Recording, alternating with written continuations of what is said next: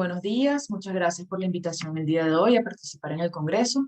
Voy a estar conversando con ustedes acerca de las crisis de asma. Primero que nada, definimos lo que es una crisis de asma. Es un deterioro en la situación clínica basal del paciente asmático que va más allá de la variabilidad de sus síntomas diarios, o podría ser el primer síntoma de aparición con menos frecuencia en un asmático no conocido previamente. Y lo que esto lleva siempre es a la necesidad de un tratamiento específico para poderla resolver. Como les comento, entonces, un incremento en la cantidad de síntomas. Estos síntomas generalmente son tos, expectoración, puede ser verdosa, no significa que esté infectado, puede tener sibilancias, aumento de la disnea y, en algunos casos, opresión torácica. Siempre está acompañado de disminución de la función pulmonar y es importante que todo paciente en crisis de asma se le realice función pulmonar, aunque entiendo que es difícil en algunos centros, para poder verificar luego la respuesta al tratamiento que le vamos a dar. Como se van a fijar más adelante, todos los algoritmos terapéuticos que les voy a enseñar de la literatura que existe a nivel mundial llevan siempre alguna medición de la función pulmonar del paciente. Y como fin de todos estos incrementos de síntomas, etcétera, es la necesidad de la medicación de alivio para poderlo resolver. Según la instauración, la podemos dividir en crisis de instauración rápida y de instauración lenta. Instauración rápida quiere decir que tiene menos de 3 horas de que empezaron la sintomatología. Habitualmente el mecanismo de estas crisis es broncoconstricción. Y aunque al principio implican mayor gravedad y mayor riesgo vital por la broncoconstricción, tienden a responder muy rápido y muy bien a los tratamientos.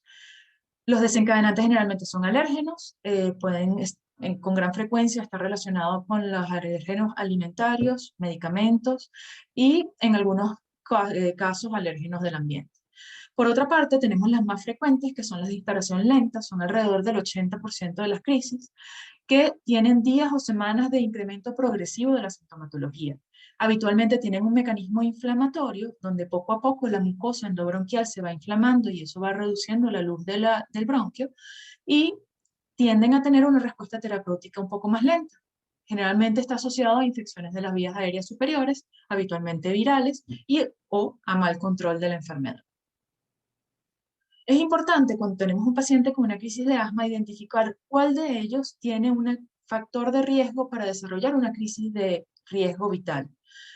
Tiene muchos nombres esto: riesgo vital, casi mortal, todos muy feos en general, pero lo que te quieren decir en general es que el paciente puede fallecer por la crisis que tiene actualmente.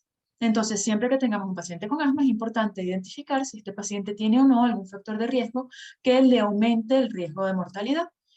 Los que están relacionados a la crisis de asma como tal, las crisis de instauración rápida, que como les dije tienden a ser más severas, crisis pasadas que motivaron a consultas o ingresos, por ejemplo, múltiples consultas a los servicios de urgencias en el año previo, quiere decir que hay un mal control de la enfermedad y una tendencia a hacer frecuentemente crisis o exacerbaciones, hospitalizaciones frecuentes en el año previo, que habla de la gravedad de las crisis, y este es uno de los más importantes, que es un episodio previo de ingreso a unidad de cuidados intensivos, intubación o ventilación mecánica por asma. ¿Qué nos quiere decir esto? Que el paciente tiene una crisis tan severa en algún momento que necesitó incluso ventilación mecánica. Entonces, esto es un punto bien relevante a preguntar en un paciente asmático que viene a la emergencia. Los que están relacionados con la enfermedad asmática crónica y su control, la ausencia de control periódico es muy importante, y el abuso de beta-2 adrenérgicos de acción corta, porque nos quiere decir que no tiene un adecuado control antiinflamatorio, básicamente con esteroides inhalados, para evitar que desarrolle una crisis severa. Comorbilidades cardiovasculares, sobre todo mal controladas, y condiciones psicológicas, psiquiátricas o sociales que dificulten la adhesión al tratamiento. Tiene que ver un poco con el punto B, que quiere decir que el paciente no está adecuadamente controlado, no tiene un tratamiento crónico antiinflamatorio regular, con lo cual hace más difícil el tratamiento de la crisis. Y todo esto es por esta imagen, un resumen en esta imagen. Esto sería un bronquio de una persona sin asma. Esto es un bronquio de una persona asmática sin crisis. Como se dan cuenta, hay engrosamiento de todas las láminas de lo que sería el epitelio bronquial, tanto epitelio como media o la pared más externa.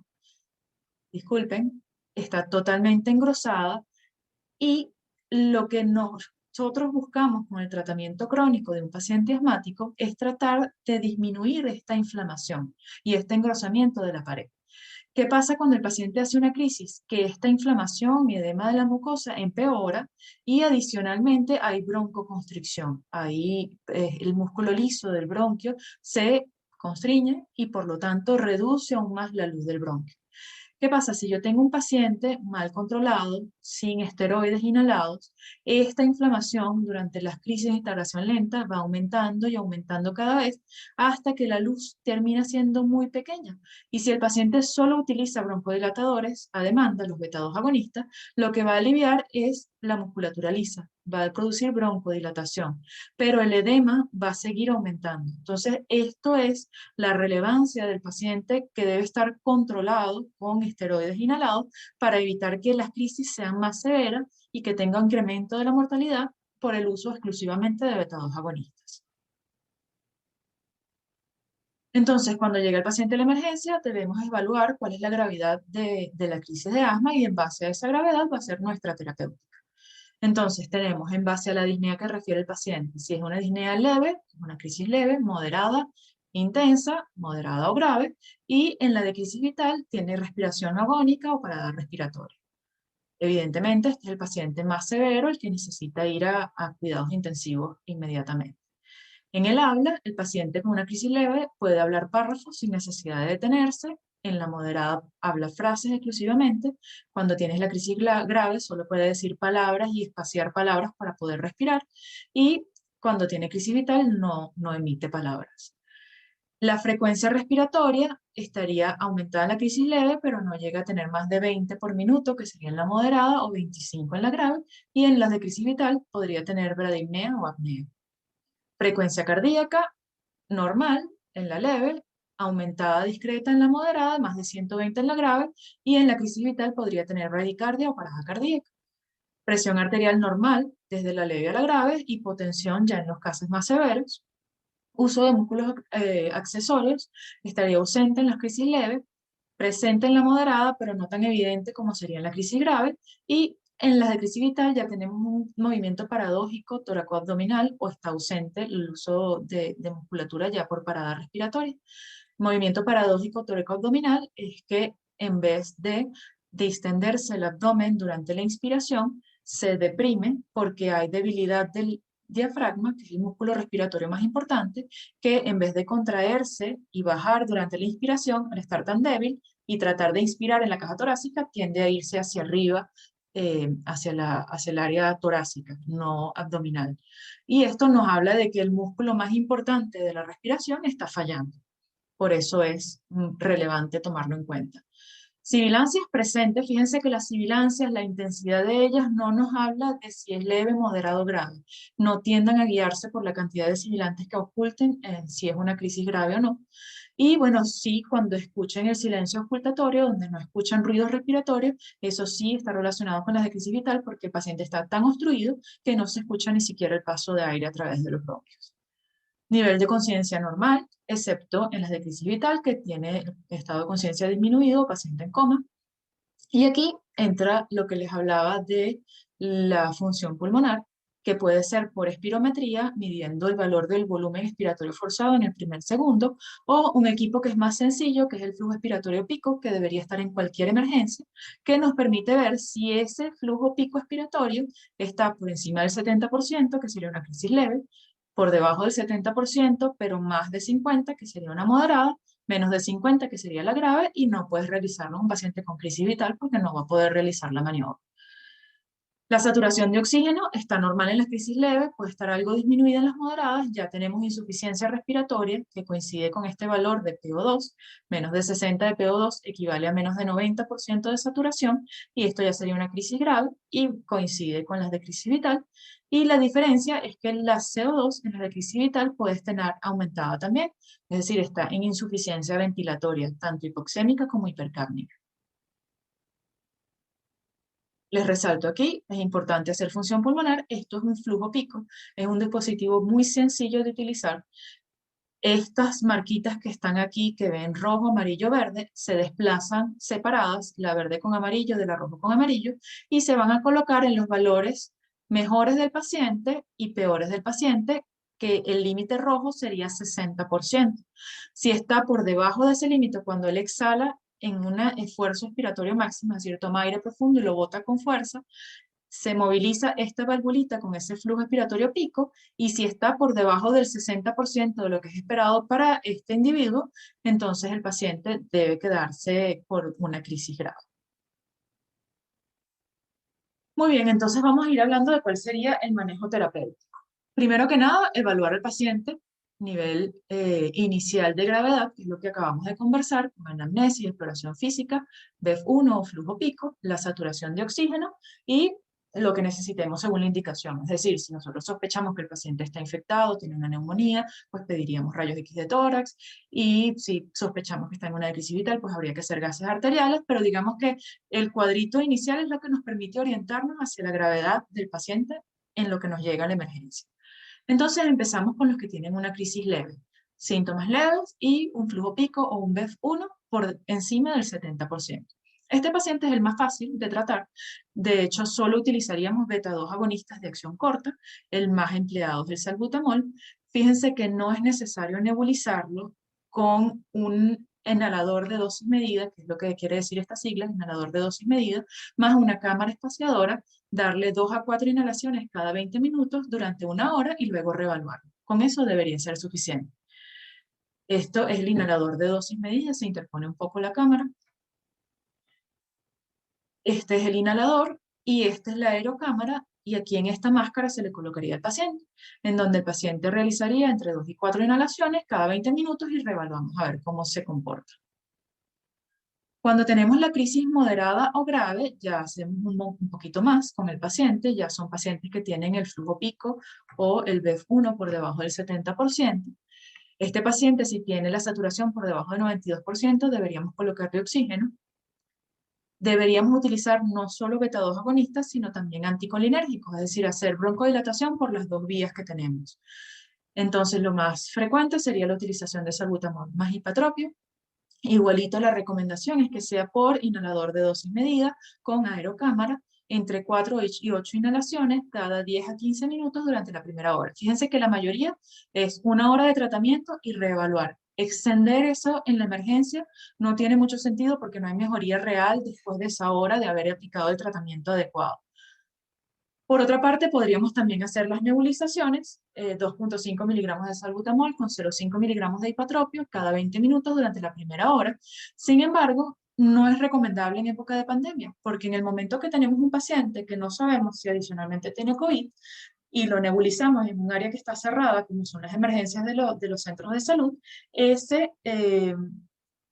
el coronavirus va a ser dispersado con las nebulizaciones del paciente. Entonces, con más razón aún, es más costo efectivo y es mucho más seguro a un paciente con asma realizarle inhaladores de dosis medida con aerocámara. Adicionalmente, los pacientes ya con crisis moderadas o graves deberían recibir esteroides sistémicos, utilizar prednisona 50 miligramos vía oral, o si vamos a utilizar vía endovenosa, podemos utilizar hidrocortisona 200 miligramos endovenoso o su equivalente con el esteroide que tengamos disponible. Es mucho más costo efectivo darlo vía oral y tiene el mismo efecto que darlo endovenoso. Si el paciente, esto es lo básico para el paciente, colocarle oxígeno si está desaturado, broncodilatadores por las dos vías, beta-2 agonistas y anticolinérgicos, cada 20 minutos, o si es en inhaladores de dosis medida, cada 10 a 15 minutos, la primera hora, y darle una dosis de esteroide sistémico. Con eso debería ir mejorando. Si el paciente tiene mucha sintomatología, adicionalmente podemos hacer otras cosas, que son los últimos dos puntos que les estoy colocando acá. Podemos utilizar esteroides inhalados. La evidencia es un poco baja, realmente no tiene tanta evidencia como los esteroides sistémicos. El sistémico siempre lo vamos a dar, pero adicionalmente podríamos darle o fluticasona o budesonida. Fluticasona igual con MDI, con cámara espaciadora, 4 inhalaciones de 250 microgramos cada 10 a 15 minutos por una hora, o budesonida, inhalador de dosis medida por aerocámara, 4 inhalaciones de 200 microgramos, que darían en total 800 microgramos cada 10 a 15 minutos, o los nebulizamos con 40 gotas de budesonida, que es lo que nos daría los 0,5 miligramos cada 20 minutos por la primera hora. La misma recomendación con las nebulizaciones, evidentemente, y esto sería una terapia adicional para los que vemos que persisten con mucha sintomatología, a pesar de haber utilizado la medida del broncodilatador y del esteroide sistémico. Si el paciente persiste con mucha sintomatología y en las crisis más graves podemos utilizar una dosis única de sulfato de magnesio, que serían 2 gramos endovenosos pasados en 30 minutos. En algunos casos también podríamos utilizar salbutamol endovenoso en perfusión lenta. Más adelante les coloco las dosis del salbutamol endovenoso. Sin embargo, debemos saber que esto tiene muchos más efectos colaterales. Si normalmente el paciente presenta taquicardia con las nebulizaciones de salbutamol, pues al colocarlo endovenoso puede tener incluso arritmia cardíaca, puede haber aumento de presión arterial y en fin, tenemos un montón de otros efectos adversos que no los tenemos tanto con las nebulizaciones, con lo cual lo vamos a dejar para los casos realmente más graves. Y ventilación mecánica no invasiva solamente en los casos en que tengamos insuficiencia respiratoria, que ya eso nos iría más hacia las crisis de riesgo vital, las crisis más severas. ¿Qué son estas de aquí? Tenemos el mismo tratamiento, oxígeno, salbutamol, ipatropio, hidrocortisona, ya endovenoso, porque pues probablemente no tolere la vía oral, y nebulizaciones porque probablemente no tolere tampoco la aerocámara. Y considerar magnesio endovenoso, salbutamol endovenoso en perfusión lenta y la ventilación mecánica invasiva en los casos que sea necesario y el ingreso a UCI, por supuesto. Aquí le coloco las dosis. Esto ya los hablamos de las nebulizaciones o MDI de salbutamol, de bromuro de ipatropio, las dosis de prednisona, las dosis de esteroides inhalados, sulfato de magnesio, que como les comenté, 2 gramos en dosis única, y las alternativas, que sería el salbutamol endovenoso, 200 microgramos en 30 minutos, seguido de 0,1 a 0,2 microgramos kilóminuto, y el sulfato de magnesio, que en algunos reportes también de literatura se ha utilizado en nebulizaciones. Es importante que sea solución isotónica para no producir más broncoespasmo, y se puede utilizar en este rango de tratamiento nebulizado. Es importante que ya no tiene ninguna recomendación el uso de teofilinas o aminofilinas porque el efecto broncodilatador es prácticamente nulo, muy escaso, y por otra parte tiene muchos efectos adversos. Y tampoco se le recomienda el uso rutinario de antibióticos, porque la mayoría de los pacientes asmáticos, como les dije, puede tener expectoración amarilla o verdosa por la misma inflamación eosinofílica del asma y no necesariamente tener reflejos de una infección bacteriana. Si tenemos evidencia de una amigdalitis purulenta, puctácea, o tenemos una identificación de una otitis media, o tenemos una identificación de una neumonía, ya eso es otra cosa, evidentemente tendrá indicación de antibióticos, pero no es de rutina adecuado indicar antibióticos en una crisis de asma. Vuelvo a la última parte. Después de que tuvimos 1 hora de tratamiento, cualquiera de ellos, el paciente de crisis vital va a ir a ingreso sin duda.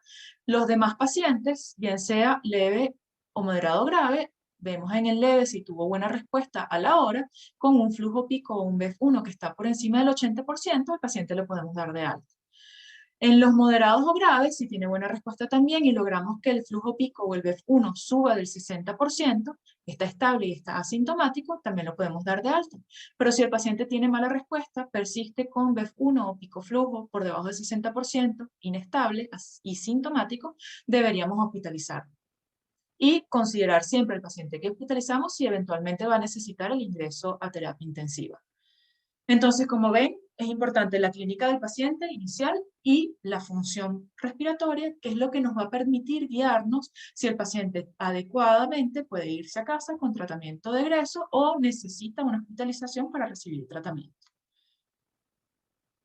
Entonces, un poquito más de lo mismo que estábamos conversando. Paciente leve o moderado, un flujo pico adecuado, alta con plan de seguimiento. El paciente grave se reevalúa si persiste síntomas, si tiene la saturación por encima del 90%, si el flujo pico logró estar por encima del 60% después del tratamiento, no tiene antecedentes de crisis de asma vital o de intubación, fracaso de tratamiento con esteroides orales ya enviados a casa, imposibilidad de garantizar el tratamiento en casa o comorbilidades que estén inestables. Si ninguno de estos está presente, podemos darlo de alta. Si alguno de ellos lo presenta, deberíamos ingresarlo. Y el de compromiso vital, de todas va para ingreso. ¿Qué vamos a hacer con el paciente hospitalizado? Oxígeno para mantenerlo con saturación por encima de 92, salbutamol ipatropio nebulizado 4K tras 6 horas, o en pandemia ya sabemos que vamos a utilizarlo en inhalador de dosis medida, hidrocortisona o prednisona bioral, y considerar magnesio endovenoso en los pacientes que no responden bien a lo anterior. Si el paciente va a ser dado de alta, debe egresar con tratamiento con esteroides para la casa durante 5 a 7 días. No es necesario descalar la dosis porque es un tratamiento de un periodo corto. Le indicamos 50 miligramos por 5 a 7 días, o si lo quieren calcular por kilo, sería 1 miligramo por kilo de peso, máximo 50. Le vamos a indicar tratamiento de mantenimiento dependiendo de lo que traía, esto es importante y ya se los voy a comentar en la lámina siguiente, y concretar una cita control en máximo una semana. Si lo vemos con quizás un incremento de síntomas o no resolución total, debería ser antes de la semana. Y esto es el cuadrito que les estaba comentando del tratamiento de mantenimiento de un paciente con asma. Siempre un paciente con asma que llega a la emergencia es por lo menos un escalón 2 o más. No puede estar con puro medicamento de rescate o a demanda, que es esto que está aquí, el primer escalón, que es el que tiene síntomas una vez al año y que con un control ambiental y quizás solamente un tratamiento a demanda cuando lo necesita es suficiente. Si el paciente ya no llegó a la emergencia, el paciente necesita algún controlador del asma. Si el paciente tenía esteroides inhalados a dosis baja, yo lo voy a pasar al siguiente escalón, lo que está en azul es lo de elección, que es esteroides a dosis baja más un beta-2 agonista de acción prolongada, que son estas siglas. Si el paciente ya estaba con dosis bajas de esteroides más un beta-2 agonista de acción prolongada, lo voy a pasar al siguiente escalón de tratamiento, que es un beta-2 agonista de acción prolongada más esteroides a dosis media. Y si ya estaba en esta y vino la emergencia, pues lo voy a pasar al escalón 5, que es dosis alta más lava. Ya el último escalón no es manejo del médico general, que ya es el tratamiento biológico específico según fenotipo para los que tienen elevada inmunoglobulina E y L5 y L4. La mayoría no la contamos en el país, pero digamos que en cualquiera de estos escalones que haya estado el paciente, si tuvo una crisis, lo subo de escalón en tratamiento de mantenimiento. Y esto tiene que quedar bien claro de esta charla. Paciente que se exacerba y acude a la emergencia por una crisis de asma, se le va a egresar con esteroides por 5 a 7 días, sistémicos, vía oral. Se le va a incrementar el tratamiento a demanda a su disposición y se le va a incrementar el tratamiento de mantenimiento al paciente. Tenemos que subirle lo que estaba recibiendo. Y si no estaba recibiendo nada, por lo menos con un esteroide inhalado debe subir, salir de la emergencia. ¿Cuándo van a referirlo al especialista y no lo van a seguir manejando ustedes como médicos generales? Cuando tenga pacientes con crisis graves o de riesgo vital. Las crisis son reiteradas y necesitan atención recurrentes en el servicio de urgencias, perdón. Las que necesitan hospitalización, asma grave no controlada, es decir, ese paciente que a pesar de que está en el máximo escalón que van a poder ponerle de tratamiento, que es el escalón 5, aún así no se controla.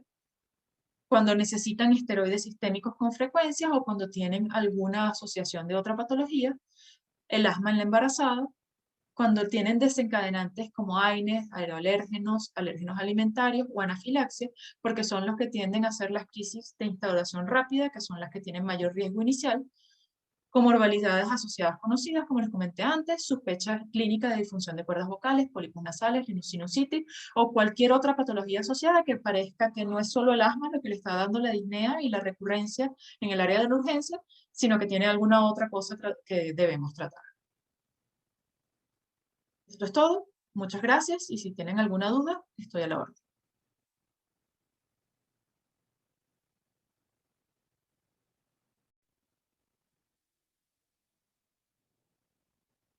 Muy buenos días, muchas gracias por la invitación el día de hoy a participar en el Congreso. Voy a estar conversando con ustedes acerca de las crisis de asma. Primero que nada definimos lo que es una crisis de asma, es un deterioro en la situación clínica basal del paciente asmático que va más allá de la variabilidad de sus síntomas diarios o podría ser el primer síntoma de aparición con menos frecuencia en un asmático no conocido previamente. Y lo que esto lleva siempre es a la necesidad de un tratamiento específico para poderla resolver. Como les comento, entonces, un incremento en la cantidad de síntomas. Estos síntomas generalmente son tos, expectoración, puede ser verdosa, no significa que esté infectado, puede tener sibilancias, aumento de la disnea y, en algunos casos, opresión torácica. Siempre está acompañado de disminución de la función pulmonar y es importante que todo paciente en crisis de asma se le realice función pulmonar, aunque entiendo que es difícil en algunos centros, para poder verificar luego la respuesta al tratamiento que le vamos a dar. Como se van a fijar más adelante, todos los algoritmos terapéuticos que les voy a enseñar de la literatura que existe a nivel mundial llevan siempre alguna medición de la función pulmonar del paciente. Y como fin de todos estos incrementos de síntomas, etcétera, es la necesidad de la medicación de alivio para poderlo resolver. Según la instauración, la podemos dividir en crisis de instauración rápida y de instauración lenta. Instauración rápida quiere decir que tiene menos de 3 horas de que empezaron la sintomatología. Habitualmente el mecanismo de estas crisis es broncoconstricción, y aunque al principio implican mayor gravedad y mayor riesgo vital por la broncoconstricción, tienden a responder muy rápido y muy bien a los tratamientos. Los desencadenantes generalmente son alérgenos, con gran frecuencia estar relacionados con los alérgenos alimentarios, medicamentos y en algunos casos alérgenos del ambiente. Por otra parte, tenemos las más frecuentes, que son las de instauración lenta, son alrededor del 80% de las crisis, que tienen días o semanas de incremento progresivo de la sintomatología. Habitualmente tienen un mecanismo inflamatorio, donde poco a poco la mucosa endobronquial se va inflamando y eso va reduciendo la luz del bronquio, y tienden a tener una respuesta terapéutica un poco más lenta. Generalmente está asociado a infecciones de las vías aéreas superiores, habitualmente virales, o a mal control de la enfermedad. Es importante cuando tenemos un paciente con una crisis de asma identificar cuál de ellos tiene un factor de riesgo para desarrollar una crisis de riesgo vital. Tiene muchos nombres esto: riesgo vital, casi mortal, todos muy feos en general, pero lo que te quieren decir en general es que el paciente puede fallecer por la crisis que tiene actualmente. Entonces, siempre que tengamos un paciente con asma, es importante identificar si este paciente tiene o no algún factor de riesgo que le aumente el riesgo de mortalidad. Los que están relacionados a la crisis de asma como tal, las crisis de instauración rápida, que como les dije tienden a ser más severas, crisis pasadas que motivaron a consultas o ingresos, por ejemplo, múltiples consultas a los servicios de urgencias en el año previo, quiere decir que hay un mal control de la enfermedad y una tendencia a hacer frecuentemente crisis o exacerbaciones, hospitalizaciones frecuentes en el año previo, que habla de la gravedad de las crisis, y este es uno de los más importantes, que es un episodio previo de ingreso a unidad de cuidados intensivos, intubación o ventilación mecánica por asma. ¿Qué nos quiere decir esto? Que el paciente tiene una crisis tan severa en algún momento que necesitó incluso ventilación mecánica. Entonces, esto es un punto bien relevante a preguntar en un paciente asmático que viene a la emergencia. Los que están relacionados con la enfermedad asmática crónica y su control, la ausencia de control periódico es muy importante, y el abuso de beta-2 adrenérgicos de acción corta, porque nos quiere decir que no tiene un adecuado control antiinflamatorio, básicamente con esteroides inhalados, para evitar que desarrolle una crisis severa. Comorbilidades cardiovasculares, sobre todo mal controladas, y condiciones psicológicas, psiquiátricas o sociales que dificulten la adhesión al tratamiento. Tiene que ver un poco con el punto B, que quiere decir que el paciente no está adecuadamente controlado, no tiene un tratamiento crónico antiinflamatorio regular, con lo cual hace más difícil el tratamiento de la crisis. Y todo esto es por esta imagen, o resumen en esta imagen. Esto sería un bronquio de una persona sin asma. Esto es un bronquio de una persona asmática sin crisis. Como se dan cuenta, hay engrosamiento de todas las láminas de lo que sería el epitelio bronquial, tanto epitelio como media o la pared más externa, disculpen, está totalmente engrosada, y lo que nosotros buscamos con el tratamiento crónico de un paciente asmático es tratar de disminuir esta inflamación y este engrosamiento de la pared. ¿Qué pasa cuando el paciente hace una crisis? Que esta inflamación y edema de la mucosa empeora, y adicionalmente hay broncoconstricción. Ahí el músculo liso del bronquio se constriñe y por lo tanto reduce aún más la luz del bronquio. ¿Qué pasa? Si yo tengo un paciente mal controlado, sin esteroides inhalados, esta inflamación durante las crisis de instauración lenta va aumentando y aumentando cada vez hasta que la luz termina siendo muy pequeña. Y si el paciente solo utiliza broncodilatadores a demanda, los beta-2 agonistas, lo que va a aliviar es la musculatura lisa, va a producir broncodilatación, pero el edema va a seguir aumentando. Entonces, esto es la relevancia del paciente, que debe estar controlado con esteroides inhalados para evitar que las crisis sean más severas y que tenga un incremento de la mortalidad por el uso exclusivamente de beta-2 agonistas. Entonces, cuando llega el paciente a la emergencia, debemos evaluar cuál es la gravedad de la crisis de asma, y en base a esa gravedad va a ser nuestra terapéutica. Entonces, tenemos en base a la disnea que refiere el paciente, si es una disnea leve, una crisis leve, moderada, intensa, moderada o grave, y en la de crisis vital tiene respiración agónica o parada respiratoria. Evidentemente, este es el paciente más severo, el que necesita ir a cuidados intensivos inmediatamente. En el habla, el paciente con una crisis leve puede hablar párrafos sin necesidad de detenerse. En la moderada habla frases exclusivamente. Cuando tienes la crisis grave, solo puede decir palabras y espaciar palabras para poder respirar. Y cuando tiene crisis vital, no emite palabras. La frecuencia respiratoria estaría aumentada en la crisis leve, pero no llega a tener más de 20 por minuto, que sería en la moderada, o 25 en la grave, y en las de crisis vital podría tener bradipnea o apnea. Frecuencia cardíaca normal en la leve, aumentada discreta en la moderada, más de 120 en la grave, y en la crisis vital podría tener bradicardia o parada cardíaca. Presión arterial normal desde la leve a la grave, hipotensión ya en los casos más severos. Uso de músculos accesorios estaría ausente en la crisis leve, presente en la moderada, pero no tan evidente como sería en la crisis grave, y en las de crisis vital ya tenemos un movimiento paradójico toracoabdominal o está ausente el uso de musculatura ya por parada respiratoria. Movimiento paradójico toracoabdominal es que en vez de distenderse el abdomen durante la inspiración, se deprime porque hay debilidad del diafragma, que es el músculo respiratorio más importante, que en vez de contraerse y bajar durante la inspiración, al estar tan débil y tratar de inspirar en la caja torácica, tiende a irse hacia arriba, hacia el área torácica, no abdominal. Y esto nos habla de que el músculo más importante de la respiración está fallando. Por eso es relevante tomarlo en cuenta. Sibilancias presentes, fíjense que las sibilancias, la intensidad de ellas no nos habla de si es leve, moderado o grave. No tiendan a guiarse por la cantidad de sibilantes que oculten si es una crisis grave o no. Y bueno, sí, cuando escuchen el silencio ocultatorio, donde no escuchan ruidos respiratorios, eso sí está relacionado con las de crisis vital porque el paciente está tan obstruido que no se escucha ni siquiera el paso de aire a través de los bronquios. Nivel de conciencia normal, excepto en las de crisis vital, que tiene estado de conciencia disminuido, paciente en coma. Y aquí entra lo que les hablaba de la función pulmonar, que puede ser por espirometría, midiendo el valor del volumen expiratorio forzado en el primer segundo, o un equipo que es más sencillo, que es el flujo expiratorio pico, que debería estar en cualquier emergencia, que nos permite ver si ese flujo pico expiratorio está por encima del 70%, que sería una crisis leve, por debajo del 70%, pero más de 50%, que sería una moderada, menos de 50, que sería la grave, y no puedes realizarlo en un paciente con crisis vital porque no va a poder realizar la maniobra.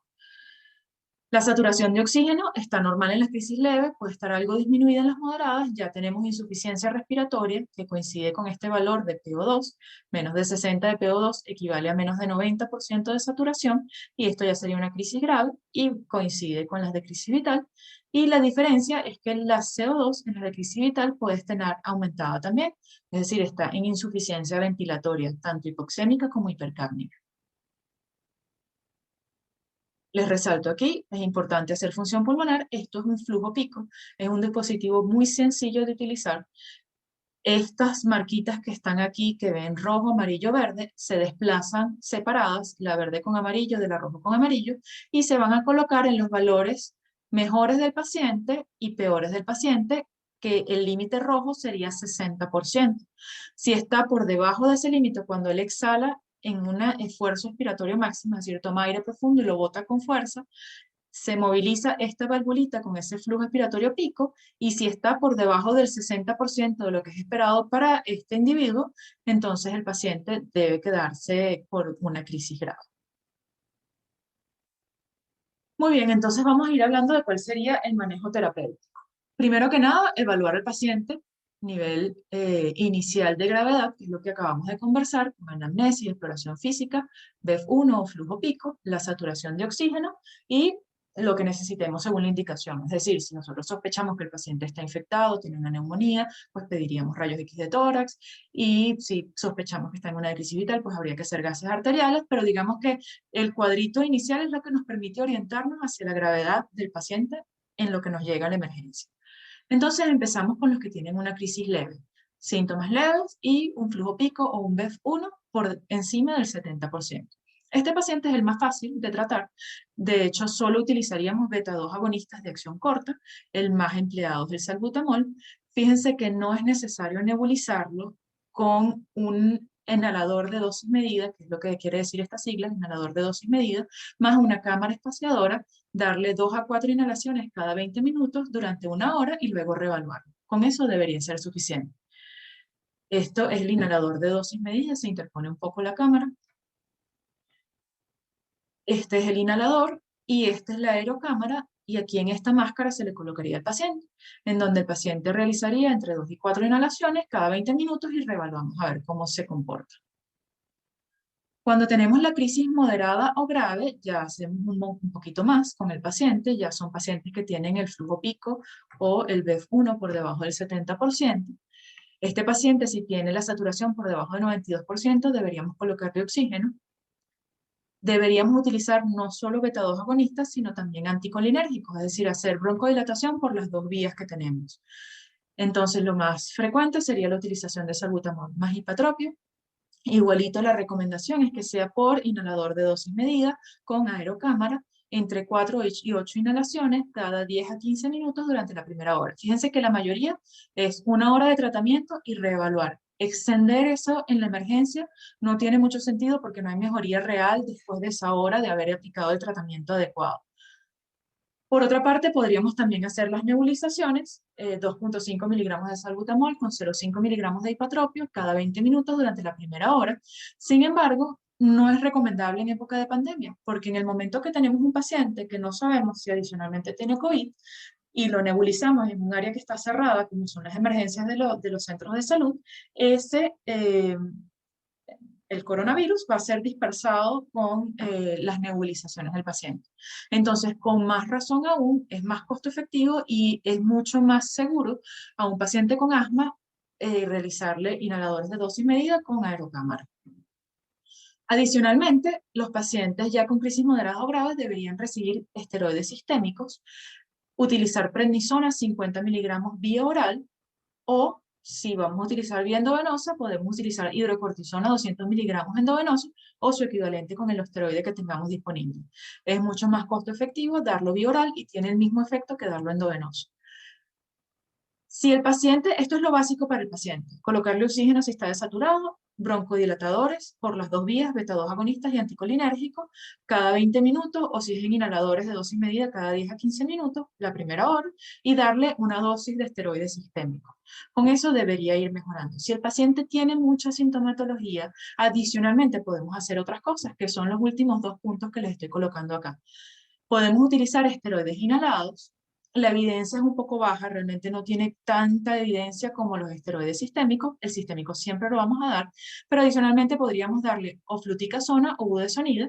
Fluticasona igual con MDI, con cámara espaciadora, 4 inhalaciones de 250 microgramos cada 10 a 15 minutos por 1 hora, o budesonida, inhalador de dosis medida por aerocámara, 4 inhalaciones de 200 microgramos, que darían en total 800 microgramos cada 10 a 15 minutos, o los nebulizamos con 40 gotas de budesonida, que es lo que nos daría los 0,5 miligramos cada 20 minutos por la primera hora.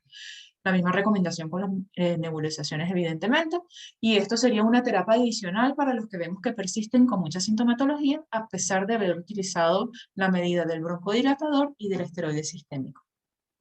Si el paciente persiste con mucha sintomatología y en las crisis más graves, podemos utilizar una dosis única de sulfato de magnesio, que serían 2 gramos endovenosos pasados en 30 minutos. En algunos casos, también podríamos utilizar salbutamol endovenoso en perfusión lenta.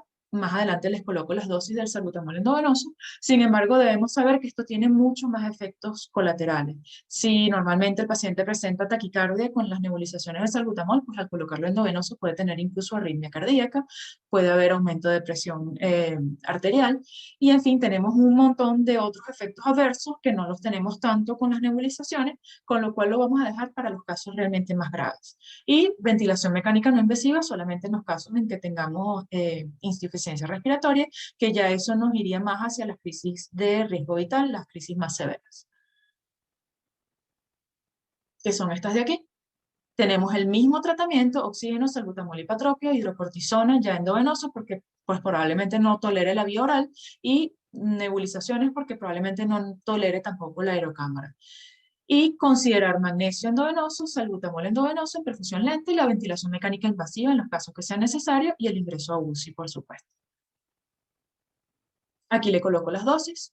Esto ya los hablamos de las nebulizaciones o MDI de salbutamol, de bromuro de ipatropio, las dosis de prednisona, las dosis de esteroides inhalados, sulfato de magnesio, que como les comenté, 2 gramos en dosis única, y las alternativas, que sería el salbutamol endovenoso, 200 microgramos en 30 minutos, seguido de 0,1 a 0,2 microgramos kilominuto, y el sulfato de magnesio, que en algunos reportes también de literatura se ha utilizado en nebulizaciones. Es importante que sea solución isotónica para no producir más broncoespasmo, y se puede utilizar en este rango de tratamiento nebulizado.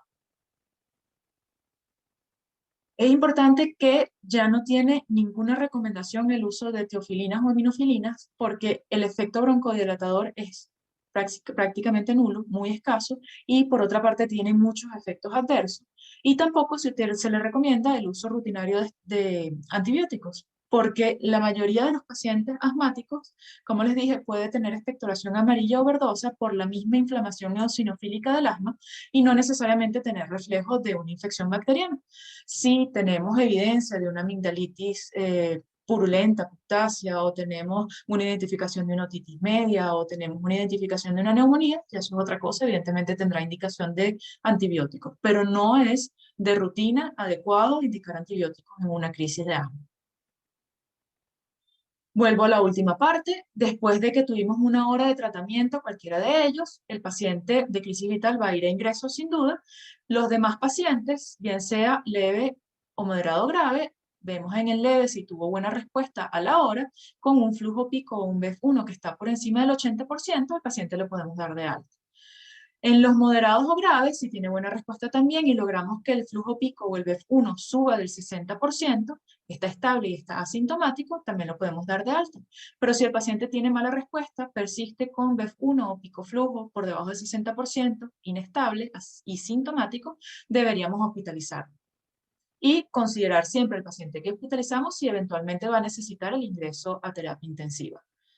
Entonces, como ven, es importante la clínica del paciente inicial y la función respiratoria, que es lo que nos va a permitir guiarnos si el paciente adecuadamente puede irse a casa con tratamiento de egreso o necesita una hospitalización para recibir tratamiento.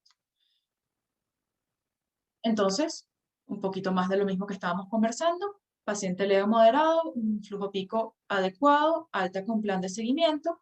El paciente grave se reevalúa si persiste síntomas, si tiene la saturación por encima del 90%, si el flujo pico logró estar por encima del 60% después del tratamiento, no tiene antecedentes de crisis de asma vital o de intubación, fracaso de tratamiento con esteroides orales ya enviados a casa, imposibilidad de garantizar el tratamiento en casa o comorbilidades que estén inestables. Si ninguno de estos está presente, podemos darlo de alta. Si alguno de ellos lo presenta, deberíamos ingresarlo. Y el de compromiso vital, de todas va para ingreso. ¿Qué vamos a hacer con el paciente hospitalizado? Oxígeno para mantenerlo con saturación por encima de 92. Salbutamol ipatropio nebulizado 4K tras 6 horas, o en pandemia ya sabemos que vamos a utilizarlo en inhalador de dosis medida, hidrocortisona o prednisona bioral, y considerar magnesio endovenoso en los pacientes que no responden bien a lo anterior. Si el paciente va a ser dado de alta, debe egresar con tratamiento con esteroides para la casa durante 5 a 7 días. No es necesario descalar la dosis porque es un tratamiento de un periodo corto. Le indicamos 50 miligramos por 5 a 7 días, o si lo quieren calcular por kilo, sería 1 miligramo por kilo de peso, máximo 50. Le vamos a indicar tratamiento de mantenimiento dependiendo de lo que traía. Esto es importante y ya se lo voy a comentar en la lámina siguiente, y concretar una cita control en máximo 1 semana. Si lo vemos con quizás un incremento de síntomas o no resolución total, debería ser antes de la semana. Y esto es el cuadrito que les estaba comentando del tratamiento de mantenimiento de un paciente con asma. Siempre un paciente con asma que llega a la emergencia es por lo menos un escalón 2 o más. No puede estar con puro medicamento de rescate o a demanda, que es esto que está aquí, el primer escalón, que es el que tiene síntomas una vez al año y que con un control ambiental y quizás solamente un tratamiento a demanda cuando lo necesita es suficiente. Si el paciente ya no llegó a la emergencia, el paciente necesita algún controlador del asma. Si el paciente tenía esteroides inhalados a dosis baja, yo lo voy a pasar al siguiente escalón, lo que está en azul es lo de elección, que es esteroides a dosis baja más un beta-2 agonista de acción prolongada, que son estas siglas. Si el paciente ya estaba con dosis bajas de esteroides más un beta-2 agonista de acción prolongada, lo voy a pasar al siguiente escalón de tratamiento, que es un beta-2 agonista de acción prolongada más esteroides a dosis media. Y si ya estaba en esta y vino la emergencia, pues lo voy a pasar al escalón 5, que es dosis alta más lava.